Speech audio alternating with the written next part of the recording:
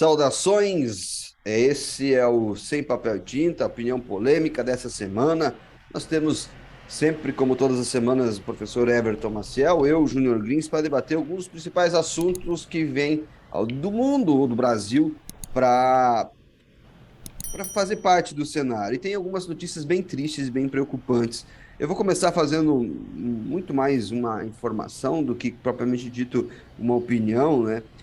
Foram encontrados é, nas últimas horas, nos últimos momentos, lá nos Estados Unidos, um caminhão com 46 pessoas mortas, um caminhão abandonado lá nos Estados Unidos, e a grande suspeita é que esses corpos sejam de imigrantes que estavam tentando entrar nos Estados Unidos de maneira irregular. Tem sobreviventes a esse episódio, aproximadamente 16 sobreviventes. A gente sabe que esses números podem variar para mais, para menos, porque ainda as informações estão sendo checadas, né? Tem muitas coisas que vão ficar mais evidentes com o decorrer é, do dia e das horas, né? O local onde eles foram encontrados é em San Antônio, que fica a cerca de 250 quilômetros da fronteira com o México e é um importante ponto de trânsito para imigrantes que vão ao Texas, ou para outros estados dos Estados Unidos. E há uma onda de calor muito grande naquela região, a temperatura nessa segunda-feira foi registrada a máxima de 39,4 graus. A gente, por exemplo, eu que moro no Tocantins, 39,4 graus é uma coisa meio que corriqueira, mas nos Estados Unidos a gente sabe que em algumas regiões é uma temperatura muito elevada. Everton Maciel, saudações. A gente vai debater alguns outros assuntos, mas eu queria que você pincelasse rapidamente isso, porque, cara, nós estamos falando de 46 mortos, 16 sobreviventes, nós estamos falando de praticamente 60 pessoas dentro de um baú de um caminhão. Não dá para nem dizer que estão numa condição subhumana, que está abaixo disso, inclusive, e é um retrato desse globalismo meio torto que o mundo está inserido neste momento. Saudações, bem-vindo. Olá, saudações a todos, colegas que nos acompanham, Júnior Grins, pessoal que acompanha Sem Papel e Tinta. Pois é, né? É uma cidade que fica a 250 quilômetros da fronteira com o México, San Antônio, uma cidade com todas aquelas características de cidade fronteiriça, que para os Estados Unidos é uma cidade de porte médio e que não servia exatamente como o elemento de escape, né? O destino final desse tipo de imigrante. Então as pessoas estão desconfiadas que alguma coisa aconteceu no meio do percurso. Entre os 16 mortos, entre as 46 pessoas que tiveram a vítima perdida, 16 sobreviventes, inclusive na lista de sobreviventes, duas crianças relativamente pequenas, né? O prefeito da cidade ele chegou a usar essa expressão, né? Uma tragédia humanitária que assola agora a nossa cidade. E, de fato, é uma tragédia humanitária de proporções grandes, porque o mundo não está preparado para esse tipo de globalização pela metade, né? Os lugares não estão preparados. Então, é o tipo de coisa que, quando acontecer, vai chamar muita atenção global e, lamentavelmente, você vai conseguir explicar o que aconteceu só depois de muita investigação, muita volta que vai se dar em torno desse caminhão, mas com toda certeza alguém evadiu, né? Alguém abandonou essas pessoas lá à própria sorte, e isso vai precisar ser esclarecido nos próximos dias. Vamos esperar que, né, os responsáveis por esse absurdo sejam localizados, porque em geral, né, não são apenas mexicanos, não são apenas americanos, são grupos organizados, são organizações criminosas que promovem esse tipo de coiotismo, né, o chamado coiote, que trabalha com o transporte humano na fronteira com o México. Então, vamos aguardar boas notícias a partir dessa tragédia horrorosa, e não é a primeira vez que isso acontece. Já aconteceu cenários parecidos com outros caminhões em outros estados do sul dos Estados Unidos, e agora investigar e correr atrás dos responsáveis, infelizmente secar gelo. O que chama atenção que são organizações internacionais, né, que agem com várias com várias ramificações e assim, aparentemente parecem ser mexicanos, mas pode ter sul-americanos, pode ter inclusive brasileiros dentro desse caminhão, o que é meio que recorrente naquela região. é, e, enfim, é como o Everton falou, né? É uma globalização pela metade, né? Se quer fazer o mundo todo interligado, mas esquece que existem degraus, gapzinhos que são quase intransponíveis, né? Que se a gente trabalhasse isso, seria talvez muito mais importante, muito mais eficaz para que evitasse é, essa situação. E, enfim, e aí tem aquela conta política, né? O governador do Texas prontamente jogou a culpa em cima de Joe Biden, falando que isso, a causa disso é a política de imigração do presidente norte-americano, né? Como, sim, talvez seja, mas talvez também que seja fruto de algumas outras coisas, inclusive dentro do estado do Texas. Mas vamos falar um pouquinho mais, vamos expandir, Everton, porque tem uma situação interessante também vindo dos Estados Unidos, que acaba refletindo no Brasil e que deve fazer parte, inclusive, do debate eleitoral brasileiro nesse ano de 2022, que é a questão do aborto. Os Estados Unidos está revisando algumas situações relacionadas ao aborto de maneira legal e que tem implicações. Os Estados Unidos, de certa forma, como alguns países da Europa, ditam normas para o mundo todo. E não é diferente numa situação dessas, né, professor Everton? Pois é, né? Já se passaram alguns dias desde que a Suprema Corte dos Estados Unidos reviu uma decisão que é emblemática, Rose versus Wade, né? Que é uma decisão da década de 80, quando naquele lugar, num lugar que funciona como uma unidade federativa mesmo, os Estados Unidos é uma unidade federativa, os estados têm uma autonomia legislativa muito, mas muito mais ampla do que num federalismo pela metade, como é o caso aqui do Brasil. A Suprema Corte decidiu, né, rever um direito que já estava fundamentado há quase 40 anos, né? E esse direito ao aborto ele estava, né, implementado em muitos estados dos Estados Unidos como algo já corriqueiro, já operacional, já dentro do sistema de saúde dos locais. E a coisa estava funcionando mais ou menos, né, dentro do platô e não dentro da curva, quando aconteceu essa revisão.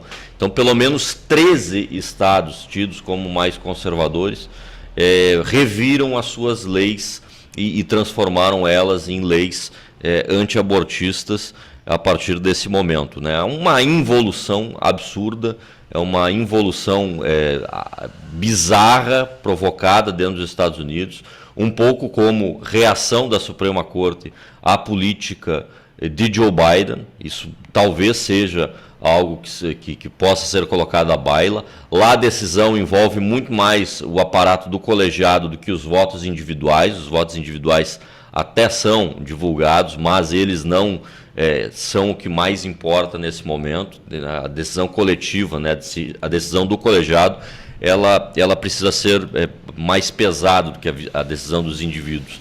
E agora, né, nós temos um cenário marcado por incertezas, porque também vai acontecer, né, a movimentação dos promotores e das cortes dos estados para a observação dessas novas regras que estão sendo estabelecidas. E claro, né, num país com 50 estados, se tu tens 13 deles imediatamente após uma decisão da Suprema Corte, revendo decisões tão sacramentadas, né, tão já operacionalizadas dentro do sistema de saúde, você tem uma baguncinha bacana no sistema de saúde dos Estados Unidos. Então, assim, aquilo que era um direito já consolidado acaba sendo colocado de lado e, obviamente, isso chama a atenção negativa do mundo inteiro progressista, do mundo inteiro que acredita que será possível um dia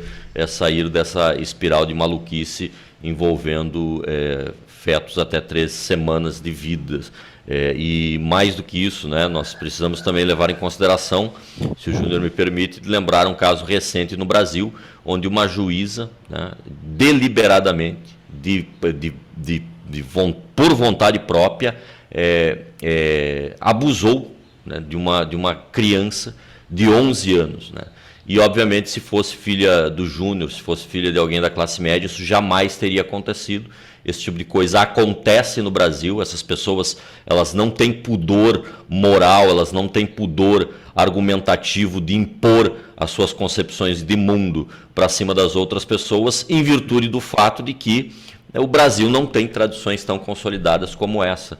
Né? E também em virtude do fato de que essas pessoas, numa completa situação de vulnerabilidade, uma completa situação de descaso e de despreparo pessoal e também em virtude das falhas que nós temos no nosso país de educação, de cultura, de saúde pública, em virtude desse tipo de coisa, nós precisamos enfrentar cenas tão horríveis e tão canalhas e tão malfeitosas e tão bizarras como a daquela magistrada, e eu vou evitar falar palavrão aqui, mas eu deveria, que aliciou, que agrediu, que violentou, né, uma criança de 11 anos que estava numa situação já de violência, já de vulnerabilidade, já, né, uma situação muito transtornada. Então são coisas que servem muito bem para comparar, né, os procedimentos de primeiro e de último mundo, como é o caso dessa relação aborto entre Estados Unidos e Brasil. É sempre delicado falar sobre o aborto, até porque me parece que a complexidade da situação está muito mais no exercício de querer criar artifícios para justificar a opinião de cada um. Para mim, a questão do aborto é relativamente simples e seria muito fácil tratar se nós tivéssemos um pouco de civilidade. É, e o Brasil, isso é pedir demais, eu sei. Porque, cara, a primeira coisa que nós temos que ter clareza é que quando eu tento impor a outra pessoa a minha visão de mundo, quando eu tento impor aquilo que eu penso a vida da outra pessoa, né, fora de um debate intelectual, tem um problema moral muito sério. Quando eu tento dizer para o Everton que, olha, Everton, fazer isso é certo ou errado, é um problema moral em si, né? Porque eu não tenho muito direito de fazer isso de acordo às minhas vontades. Existe uma série de aparatos legais e até taxas da sociedade que dizem mais ou menos como nós temos que ter uma convivência. Mas tudo que extrapola dali é uma coisa complicada. E o aborto é muito disso, né? Eu querendo tratar da vida de uma outra pessoa como se eu fosse, eu tivesse melhores condições de decidir sobre a vida dela do que ela mesma. E é disso que se trata, no fundo, né? Tem muitas pessoas que acham que são gestores da vida alheia melhor do que a pessoa. E muitas vezes não olham para si, né? Quando eu acho. Melhores do que a da própria vida, né? Exato. E porque quando eu tento dizer para alguém, olha, você não pode ter esse tipo de comportamento e você está querendo abortar para fugir de uma responsabilidade sua, cara, eu tô sendo no mínimo, inconveniente. Uma vez, Everton, eu fiz uma colocação para uma pessoa e ela ficou completamente sem resposta. Ela se dizia completamente contra o aborto, usava aqueles argumentos que a gente já conhece. E eu fiz, olha, vamos fazer o seguinte: essa pessoa tinha três filhos. Vamos fazer o seguinte: vamos supor que nós tivéssemos como prever que uma criança que ia nascer nos próximos meses, ela iria se tornar um marginal e ela iria entrar na casa do seu filho e assassinar o seu filho e seus netos com um tiro. Se você tivesse a oportunidade de abortar essa criança, você faria? Aí ela, não, mas isso é diferente. Eu falei, diferente por quê? Não, é diferente, porque ela ia se tornar um marginal. Não é. Se você atenta com a vida de qualquer pessoa, então, assim, o aborto não pode ser usado como um controle de natalidade, mas o aborto é um direito das mulheres. E toda vez que a sociedade tenta impor ou tenta dizer como uma mulher deve ou não deve conduzir a sua vida, nós temos, para mim, um problema gravíssimo, né? Porque é achar que uma pessoa não tem condições de decidir na vida. Criar mecanismos que dificultem o aborto, eu acho que é uma questão tranquila. É igual armas, né? Eu sou a favor do uso de armas e acho que o Estado deve criar maneiras das pessoas de dificultar que as pessoas tenham armas, não de impedir, para que a pessoa tenha convicção de que aquela decisão é a decisão que ela quer mesmo para a vida e que não tome nenhuma decisão por impulso. Eu acho que isso é o papel do Estado.